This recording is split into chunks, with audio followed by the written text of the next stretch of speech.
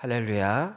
오늘도 거룩한 전에서 또 가정에서 또 영상으로 함께 예배드리는 모든 성도님들의 삶 가운데 예수 그리스도의 크신 은혜와 평강이 함께 하시는 복된 하루가 되시기를 간절히 축원합니다. 오늘 말씀의 제목은 하나님의 택하심에 합당한 삶입니다. 하나님의 택하심에 합당한 삶. 오늘 우리가 읽은 디도서 1장 말씀은 사도 바울이 디모데 후서와 함께 생애 마지막으로 쓴 서신서입니다. 디도서를 써가고 있을 때 그의 생애는 거의 끝을 향해 가고 있었습니다. 사도 바울은 2년간 로마의 감옥에 갇혀 있었습니다.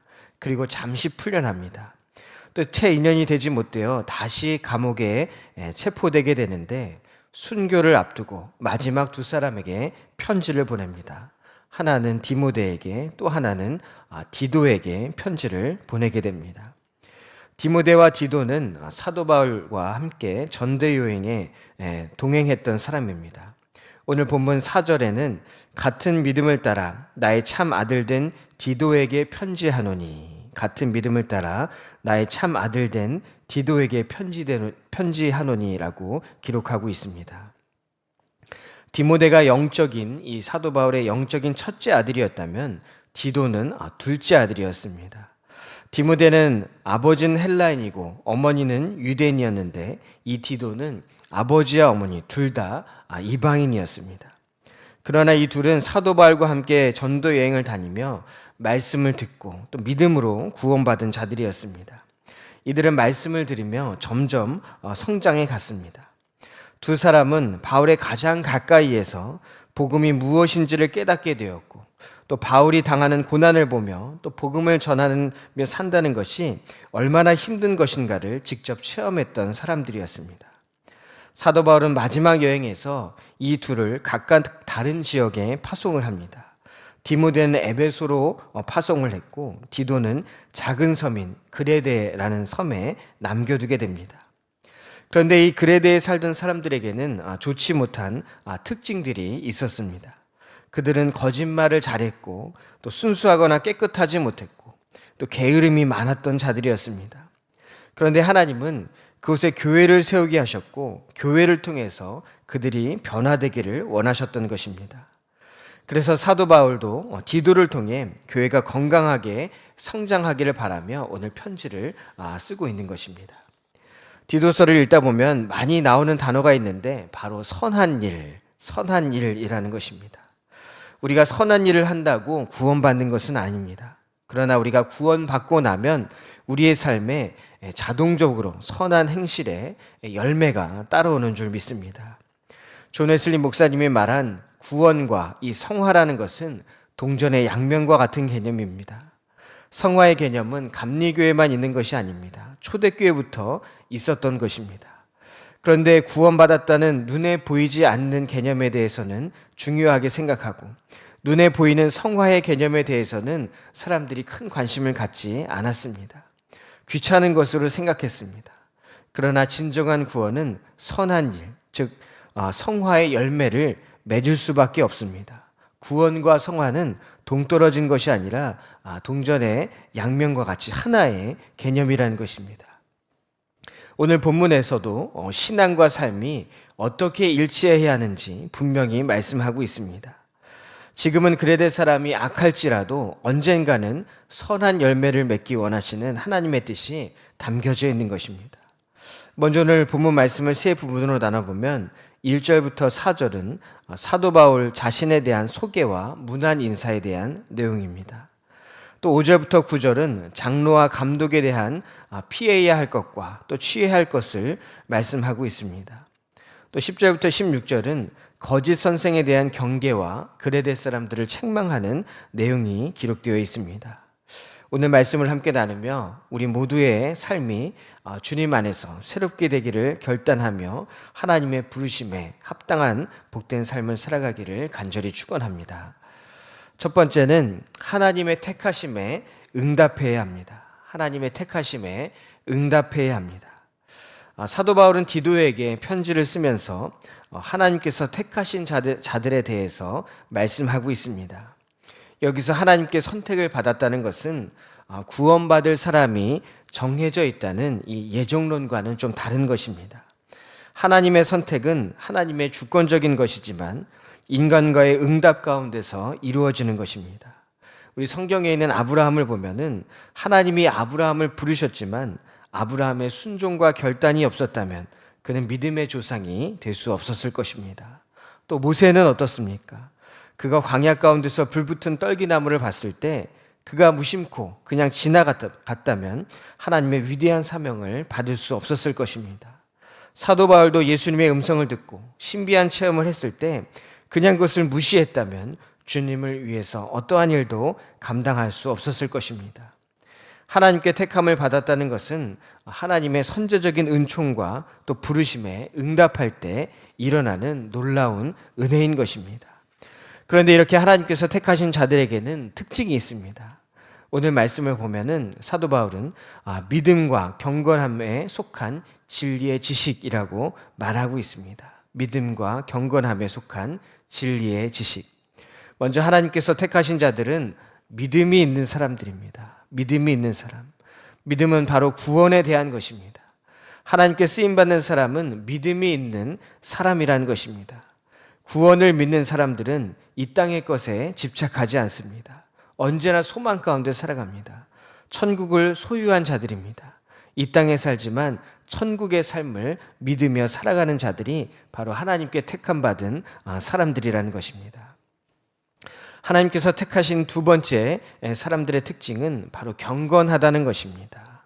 첫 번째는 믿음이 있고 두 번째는 경건하다는 것입니다. 이 경건은 두 가지로 말할 수 있는데 먼저 하나님을 경외하는 삶입니다. 하나님의 말씀을 한 귀로 듣고 한 귀로 흘리는 사람이 아닙니다. 하나님의 말씀을 두려워할 줄 아는 사람, 이러한 사람이 하나님을 경외하는 사람, 경건한 사람이라는 것입니다. 우리가 신앙생활을 오래 하다 보면 때로는 우리의 귀에 영적인 굳은 살이 배길 때가 있습니다. 하나님의 말씀에 감동하지 못하고 불평과 불만이 자연스럽게 우리의 마음 가운데 자리 잡을 때가 있다는 것입니다. 우리는 이것을 늘 경계해야 하는 것입니다. 또 이 경건하다는 삶 속에 또 한 가지의 의미는 경외한다는 것과 더불어 선한 열매를 맺는다는 것입니다. 선한 열매를 맺는 것. 경건은 단지 종교적인 삶의 모습을 말하는 것이 아닙니다. 신앙적인 지식과 삶이 일치되는 것입니다. 우리가 아는 대로 삶 속에서 실천하며 살아가는 것입니다. 이것이 바로 선한 열매를 맺는 삶, 바로 경건한 사람의 모습이라는 것입니다. 또 하나님께서 택하신 자들 세 번째 특징은 바로 진리의 지식 가운데 있다는 것입니다. 진리의 지식 가운데 있는 것. 진리의 지식이란 이 세상의 지식이 아니라 바로 예수 그리스도를 아는 것을 말합니다. 예수 그리스도를 아는 사람, 즉 예수 그리스도의 존재와 또 구원의 역사를 고백할 뿐만 아니라 그 말씀을 따라가는 자들이 바로 하나님께 택함받은 자들이라는 것입니다. 예수님을 알고 믿음으로 고백할 뿐만 아니라 그 말씀대로 살아가려고 하는 우리들의 삶이 바로 하나님께서 택해 주신 복된 삶인 줄 믿습니다. 하나님께 택함받은 자들에게는 모든 고통과 고난 가운데서도 하늘을 소망하며 기쁨과 감사 가운데 살아갈 수 있는 은혜를 우리 주님께서 더해 주시는 줄 믿습니다.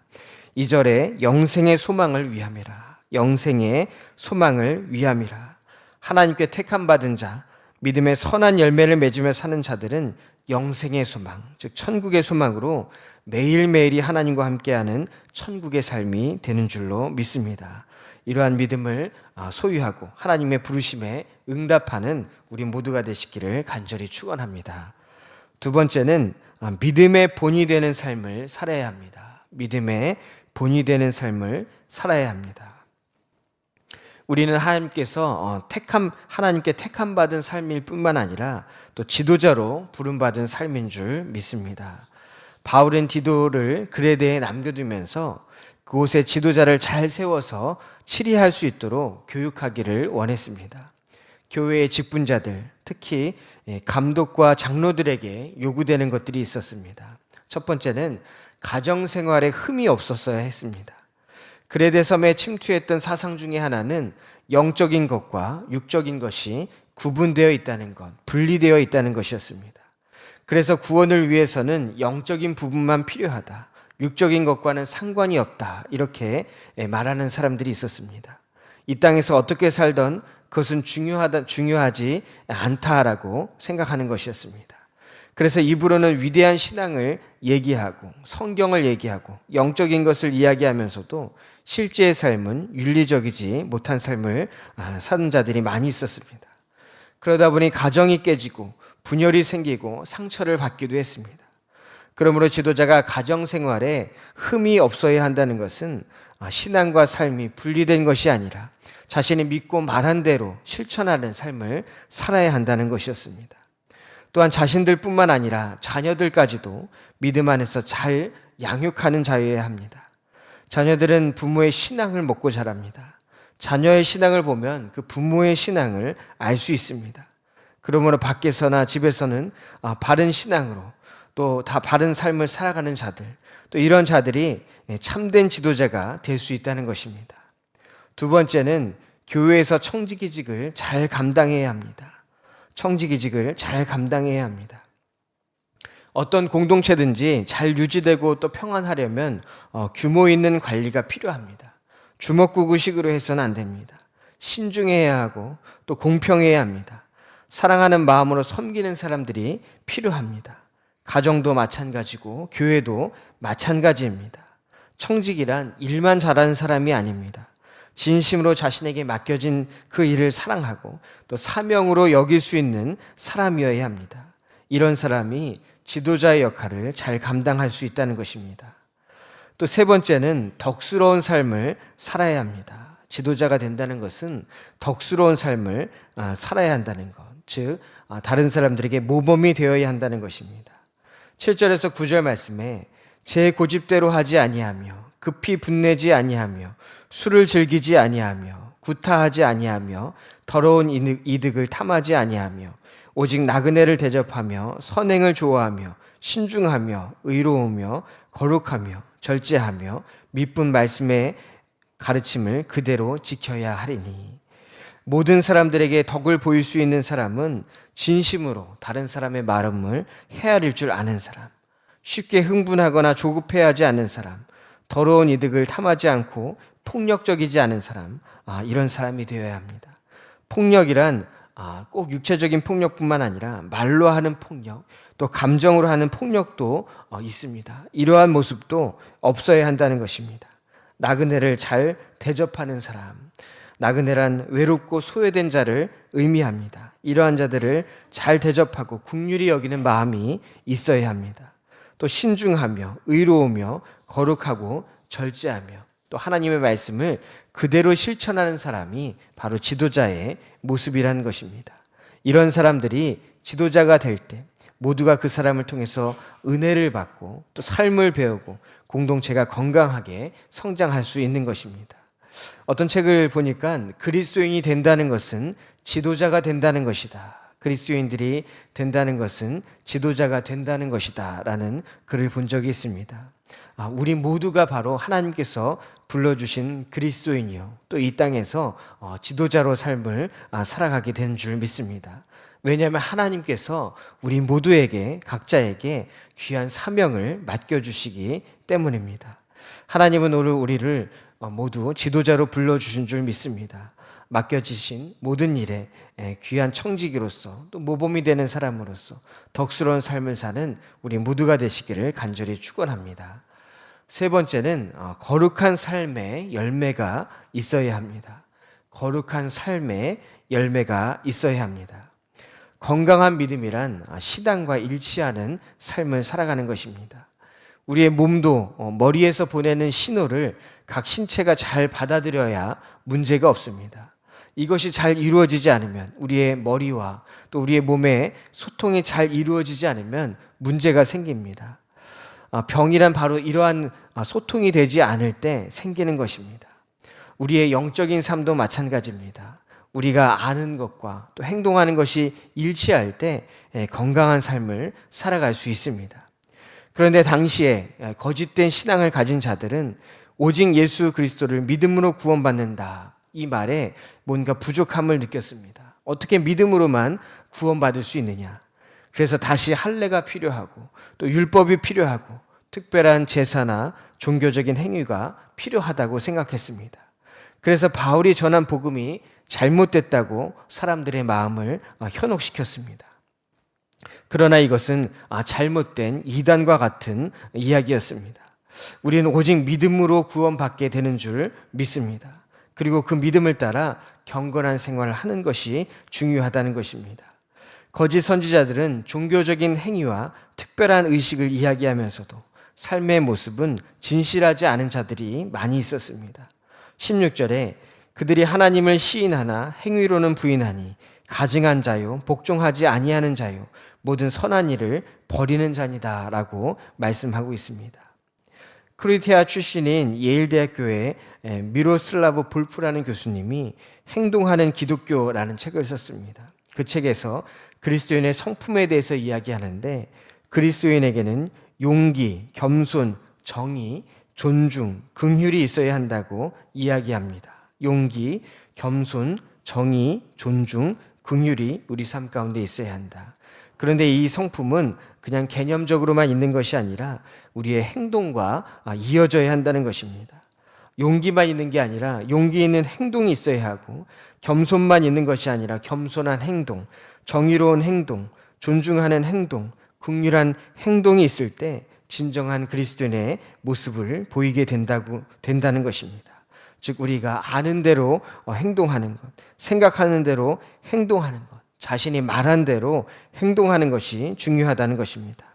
우리 오늘 말씀을 기억하면서 우리가 하나님께 택함받은 자로서, 하나님께 부름받은 자로서 어떻게 살아가야 할까?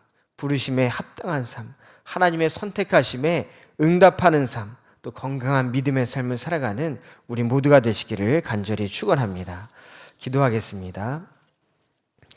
사랑해 주님 감사합니다. 우리를 주님의 복된 그리스도인으로 불러주시고 주님의 자녀로 불러주시고 또 그에 합당한 삶을 주님께서 살아가게 하시는 줄 믿습니다.